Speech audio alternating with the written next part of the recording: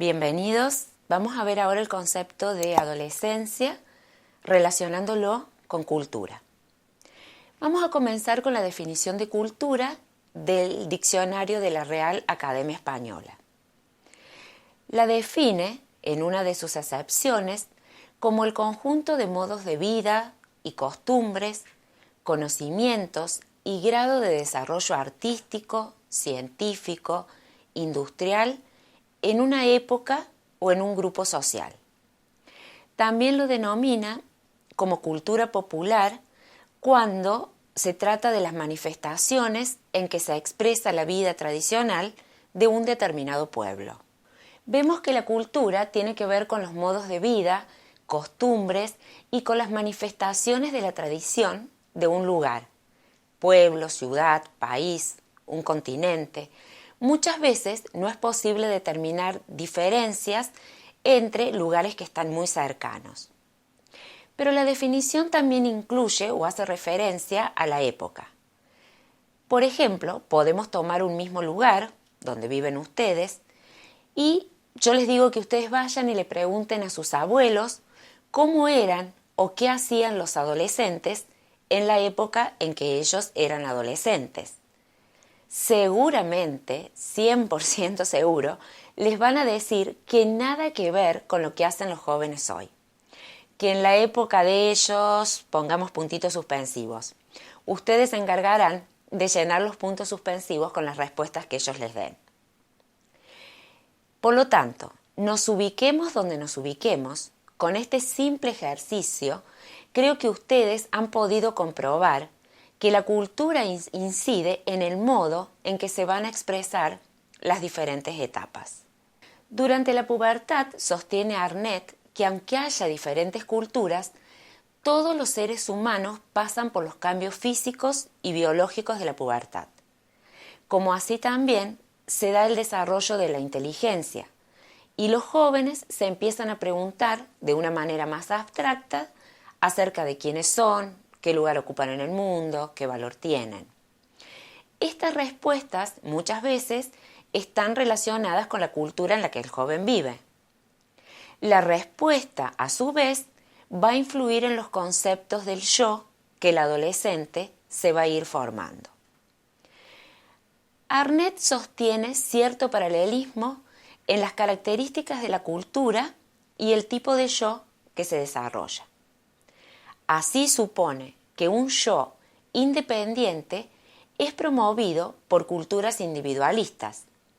Estas culturas alientan la reflexión acerca de uno mismo, es bueno pensar en sí mismo, quién es uno como persona independiente y tener una buena opinión personal, una elevada autoestima. Ustedes piensen un país que pueda llegar a promover este tipo de conducta. ¿Qué se les ocurre? Por otro lado, están las culturas colectivistas, donde hay una visión interdependiente del yo. Los intereses de la familia, de los vecinos, de los compañeros de colegio, tienen una preferencia sobre las necesidades individuales de las personas. En esta cultura, el yo del adolescente es definido también por las relaciones que establece con los demás. Los jóvenes no pueden entenderse fuera de los papeles sociales o de los roles sociales que deben cumplir. Esto deja ver que un elevado individualismo, como promueven algunas culturas, suele ser considerado negativo, ya que los intereses personales estarían sobre los colectivos. Los invito ahora a realizar la siguiente actividad práctica.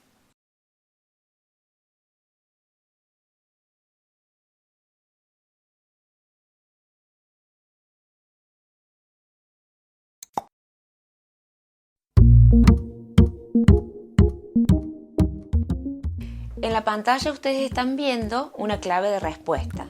Es un modelo. Si lo están haciendo de manera similar, lo están realizando bien.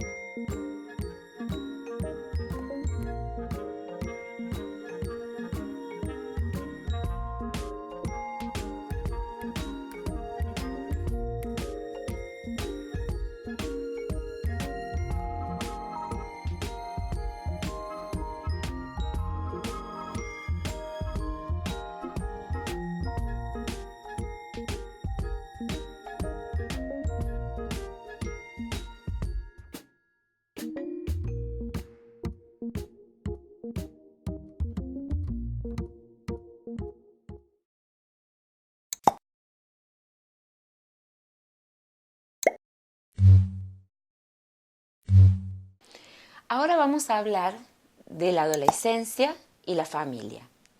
Intentaremos centrar el estudio del tema en lo que sucede entre el adolescente y su familia.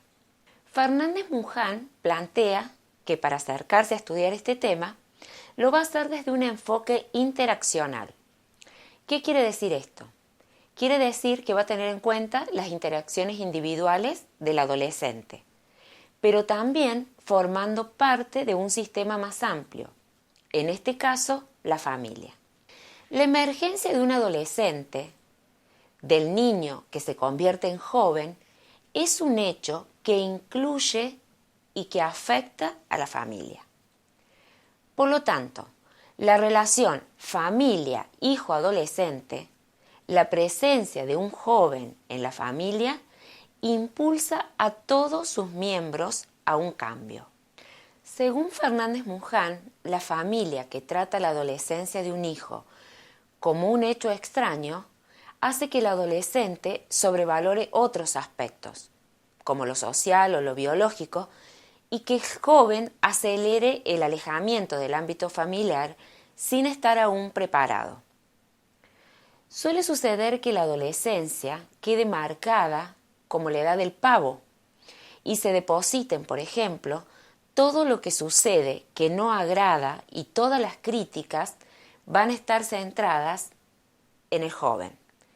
No acomodás, no ayudás, sos un desastre, mira lo que haces, sin que ningún otro miembro reflexione acerca de lo que está pasando. De esta manera, nada cambia. Los padres se mantienen en su rol, como lo venían haciendo, y se desvaloriza lo nuevo que trae esta etapa con sus características. Lo nuevo pasaría a ser lo malo. Por otro lado, Fernández Muján plantea que la familia tiene determinadas funciones. Una de ellas es la unidad que le da a esa familia una identidad propia. Además, la familia se debe encargar de la satisfacción de las necesidades de sus integrantes y tiene además una estabilidad o estructura estabilizadora. Es la organización que va a permitir mantener la unidad del grupo, fundamentalmente en los momentos de desacuerdo. Sabemos que en esta etapa los roles cambian. El hijo ya no es un niño y muchas veces los padres no entienden y no saben cómo manejarse con este hijo que dejó de ser un niño y es un adolescente. Los roles de cada uno o cómo los asuman son decisivos. Es necesario que las relaciones que se establezcan entre los miembros se modifiquen. Las relaciones que se den pueden llevar a la inestabilidad o a la estabilidad del grupo. Algo que puede suceder es que las relaciones pasen a ser concordantes. Esto quiere decir que tanto el padre como el hijo se ponen de acuerdo para resolver una situación que podría llegar a ser conflictiva de no ser así. Por ejemplo, deciden conjuntamente que el domingo van a ir a la cancha y que después van a lavar el auto. El cambio en la forma de relacionarse está en que antes podría haber sido una decisión unilateral que toma el padre, por ejemplo, del tipo vamos a la cancha y a la vuelta lavamos el auto. En esta etapa, los imperativos y las órdenes generan mucha tensión.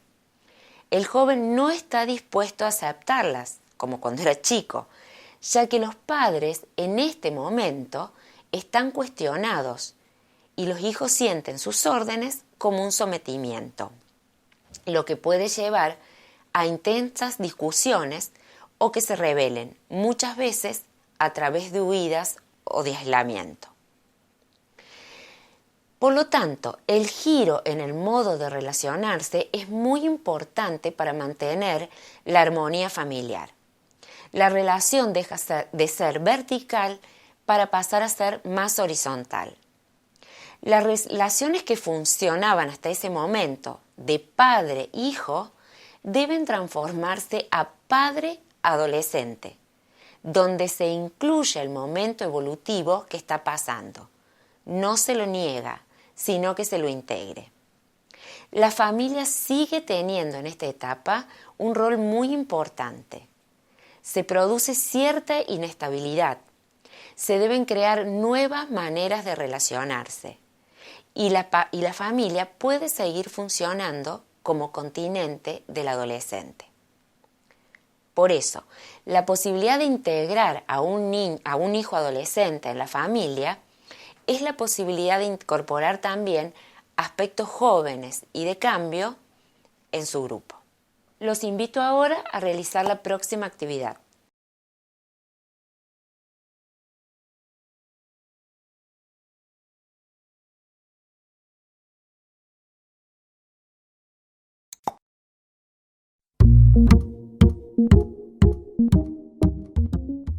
En la pantalla ustedes están viendo una clave de respuesta. Es un modelo. Si lo están haciendo de manera similar, lo están realizando bien.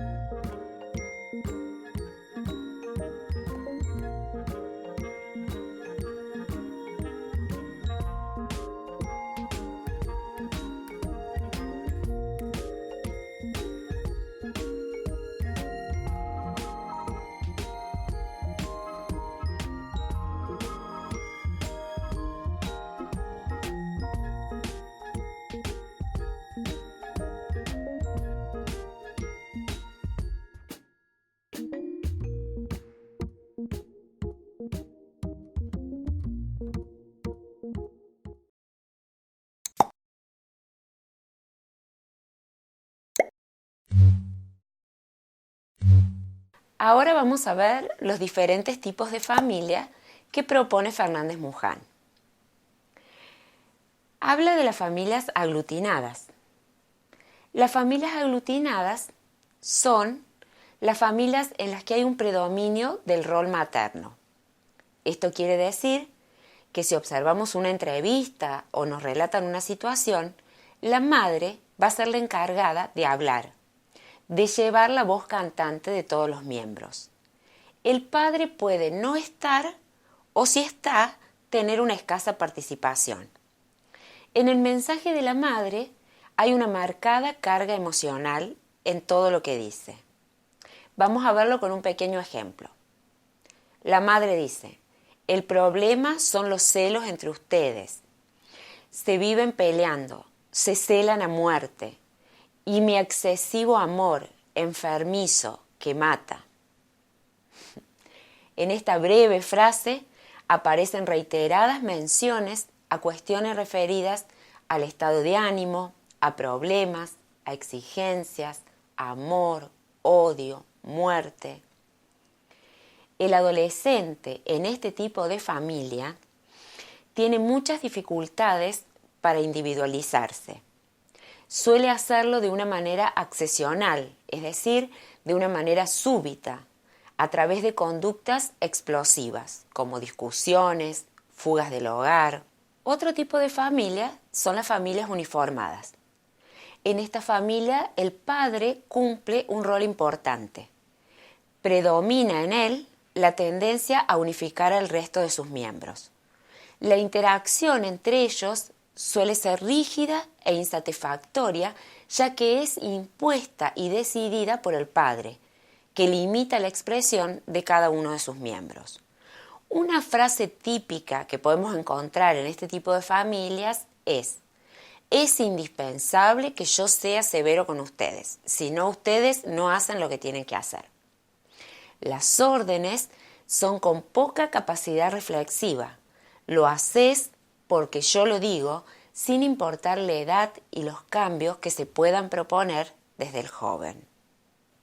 Otro modelo de familia es el de las familias aisladas, donde todos los miembros conviven pacíficamente porque hay muy poca interacción entre ellos. Lo importante es mantener la distancia, cada uno en sus cosas.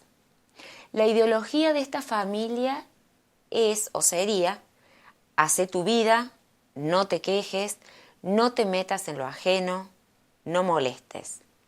Pueden interactuar, pero las conversaciones son meramente informativas. Hay poco tiempo y si se juntan se preguntan cómo te fue hoy, qué hiciste, pero no es que se compartan problemas e intercambien. Es como si pasaran un parte diario de algunas cosas que se hicieron en ese momento. Cada uno hace su vida, parece que se llevan bien porque en realidad no interactúan y no hay interés en saber realmente en qué está el otro. Se mantienen las formas, parece que todo está bien. Otro tipo de familia es la familia integrada. En las familias integradas se da un equilibrio inestable, es decir, no es un equilibrio rígido entre sus miembros. Los roles también son flexibles. En este tipo de familia se aceptan los cambios. En este caso, la presencia del hijo adolescente es aceptada, valorada y las discusiones se convierten en motivo de cambio. Se acepta lo nuevo. Las normas se pueden discutir. El adolescente puede opinar. Les propongo ahora que realicen la próxima actividad práctica.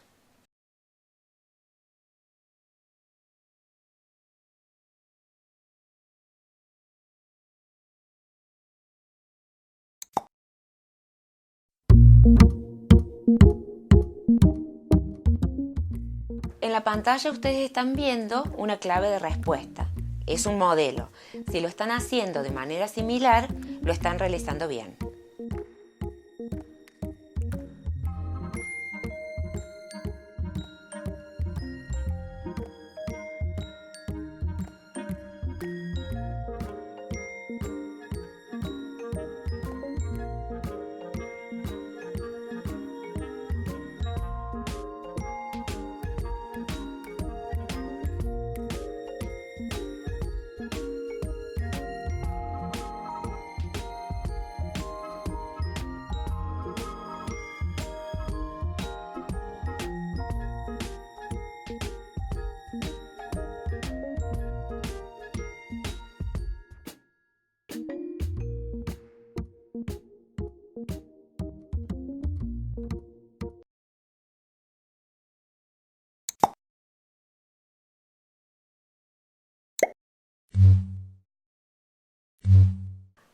Ahora vamos a considerar la adolescencia y su contexto. El trabajo del psicólogo resulta tan complejo como la sociedad en que vivimos. La psicología evolutiva permite pensar y considerar determinados hitos del crecimiento que nos indicarían cómo se constituyó y se está constituyendo el sujeto en determinado momento de un ciclo vital. Conocer las generalidades de una etapa o lo que sería esperable encontrar en un determinado momento evolutivo de una persona permite detectar posibles indicadores para ser tenidos en cuenta a la hora de realizar una observación o una intervención desde nuestra área de trabajo. Ahora bien, las personas también cambian debido a los cambios socioculturales.